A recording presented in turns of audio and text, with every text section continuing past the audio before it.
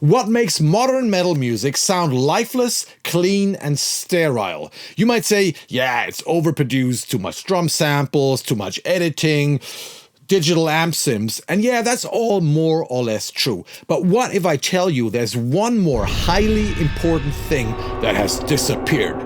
Something that most metal producers, including you, and you, have forgotten about. Something that is responsible for a lot of the natural energy of metal music. I'm talking about that we have more and more removed a very important aspect of acoustic music from metal. And you know what that is?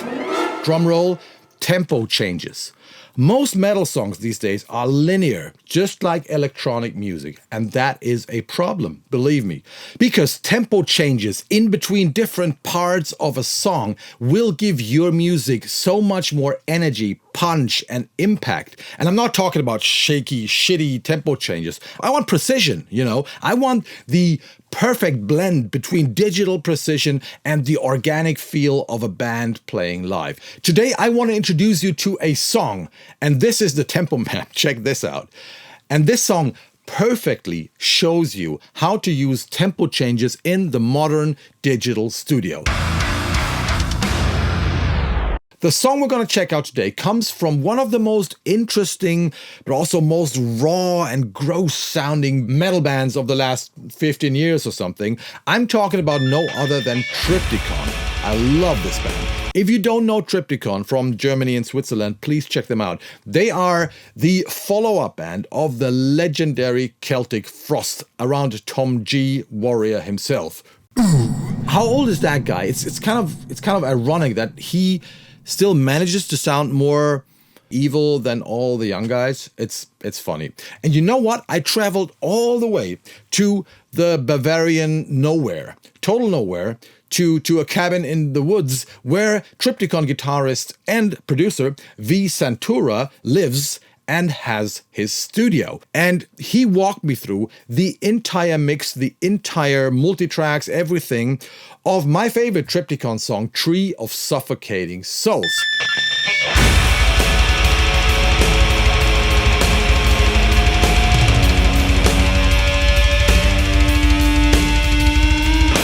And of course, once again, we turned this whole thing into a course. It's a 3-hour-long course, highly informative. v.santura is an awesome teacher, as you will hear in a minute. Really cool course, includes the multitracks. You can mix the song yourself, get a mix feedback from me, and even win some cool Audeze headphones. Check out the link below. Let's go to Bavaria. I see you later. There's one more thing that I think I need to talk about. It's the tempo map of that song, which is a little bit unusual. I think it's not one steady tempo. So if you have a look at that map, this is the actual tempo map. You see there are a lot of small tempo changes. You see the song starts with 196, and the next part is like 198. Then the next one on 200, then there's a little acceleration, goes up to 205, then it drops down again. There's a lot of subtle movement going in there. It's because we basically noticed in the rehearsal room, because we arrange the songs still together in the rehearsal room, or at least that's what we did on that album for most songs. Most of the songs are based on Tom's ideas, but still the band together does arranging work.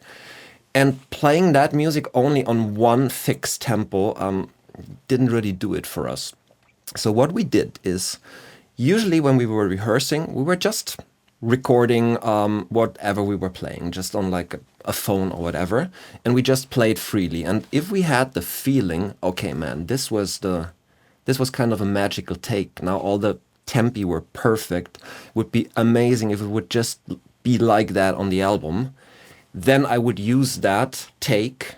I would make a tempo map that is pretty much following that take. And then next time, Norman, our old drummer, would get that click track on his on headphones, and we were rehearsing with that. And then again adjusted the click track until it felt completely natural. And also when Norman said, basically I just played freely and I didn't even notice or hear the click anymore, then we knew, okay, this is the perfect tempo map. And so that's why we have that here. And you will get a Cubase session, and there is a Cubase tempo map included in the Cubase session. And for those who don't use Cubase, there's of course going to be a MIDI track which contains all the tempo changes, which you obviously need when you want to mix that song. As a demonstration, I'm just going to play the section where the song starts with the main riff, then the verse comes in, and when the verse comes in, there's a subtle tempo change going from 198 to 200. You can also always see the current or the tempo here. Towards the end of that part, there's an acceleration and it goes up to 205. The end of the bridge is already in 206, and when the chorus hits in, it almost goes down by 10 BPM from 206 to 197. That just like makes it heavier. It's like, you get this oomph, like, and without these tempo changes, we would lose like these, let's call it dynamics. It's not dynamics in the actual sense of dynamics, but still it gives the song a certain energy, and I think that's super, super important. So let's listen to it, and you can always see how fast the specific part is.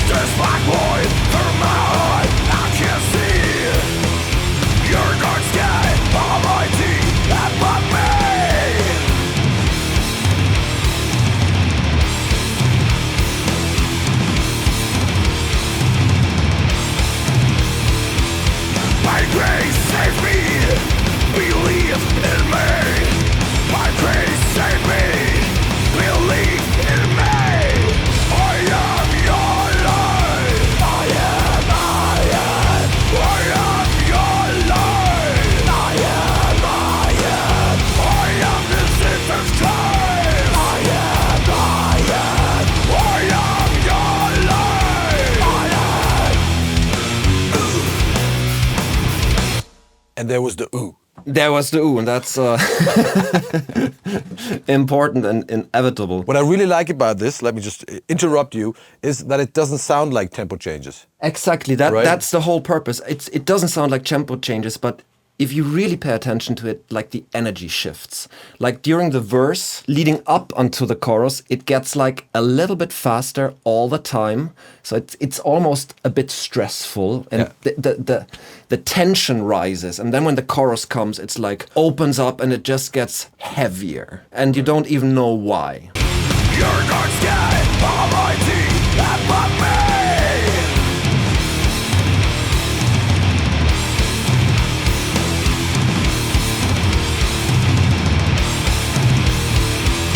My grace save me, believe in me. My grace save me, believe in me. I am your life. I am your life. I am. People don't even think about that you can have a different tempo even for the same part if it has a different function in the song. You know, there might be a part coming back and it might be the same, but it doesn't have to be 100% the same, right? Exactly. Because it has a different meaning or different energy because it's whatever, close to the chorus or something. Yeah. The reason why we don't have tempo changes in music anymore, why all the songs are at whatever, 240 or 180, is pretty simple. Back in the days, it used to be like this. A guitarist would write a few riffs and meet the drummer or the other band members in the rehearsal room, and they would play the riffs, work on the songs, and at some point they would decide to go into the studio, and if they wanted to record to a click, which by the way makes a lot of sense, I get it, a click is cool because you can edit, you can copy things, it just makes your life easier in the studio. So once you decide to record to a click, you got to work on a tempo map. And coming from the rehearsal room, you would quickly realize, oh wow, we're actually going down 4 beats on this part, and then we're speeding it up here, and then we're going there. And back in the days, a lot of bands came here with pretty complex tempo maps. And that all came from having played the music, having played the songs. Because it suddenly feels weird playing everything at 150, you know. But these days, the same guitarist will not go into the smelly rehearsal room anymore and meet the drummer. He will sit at home in front of his laptop in his Adidas jogging pants and write and play and record some riffs to a click or to some programmed drums. Then he will send the riffs over to the drummer and he might play on them or something, and then they will record them. And of course, if that's the way how you write music, there's never going to be a moment where you feel like, hey, maybe we should make this part a little faster or a little slower. So the reason why we don't have tempo changes is that people record songs in their DAW to a click and don't rehearse and don't play their songs anymore. This was only a very small part of a 3-hour-long mixing course. If you like that song, if you're into Triptykon, if you want to mix that song, you can. Click the link below, get the course, start mixing today. Upload your mix, get a mix feedback from me if you upload it in time, and if you have one of the 2 coolest mixes, win some cool headphones from Audeze, the most amazing headphone brand in the world. What else? Yeah, tempo changes. I hope this inspired you to think a little different. I think it's totally worth it to sometimes, if you are a band, to sometimes actually play music and come up with your custom tempo map. Maybe just record, like he said, just record what you do in the rehearsal room and then tap it and find out where it makes sense or where you just played shitty. But I think this will just, make metal more organic again, right? And I hope I will see a lot of you guys inside my academy. Again, if you get the academy membership, this will cost twice as much, I think. But then you get like 50 courses at once for 3 months. And you can do a lot. And not only multitracks and courses, also IRs and drum samples. And you become a part of a cool community, can ask questions, can get mixed reviews, like the whole package. So think twice which button you want to push. Thanks again to v.santura. We're gonna have some more videos about this on this channel. We did an interview, and maybe I'm also gonna show you something about the guitar tones used. That was highly interesting, like tone pot fully closed, tube screamer, full distortion into a vintage Marshall amp, that kind of stuff, into a bass cab if I'm not mistaken. So it's, Triptykon are just different. They don't give a fuck. They just do their thing. I love that. Not only the tempo, but also everything else. Now we're gonna have a look at the trailer with Mr. v.santura himself. I think that's all for today. Thanks for watching. I see you inside the cult or inside the mixing ritual or in hell, motherfuckers. Bye-bye. Hey, this is v.santura. Today we're gonna dive into the world of Triptykon and mix Tree of Suffocating Souls.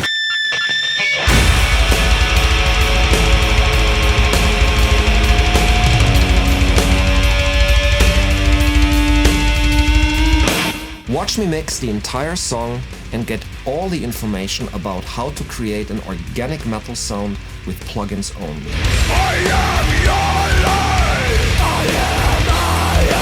I'm gonna show you every track, every plugin, and all my mixing techniques. And of course, you can download the multitracks, mix the song yourself, and even win some really cool prizes.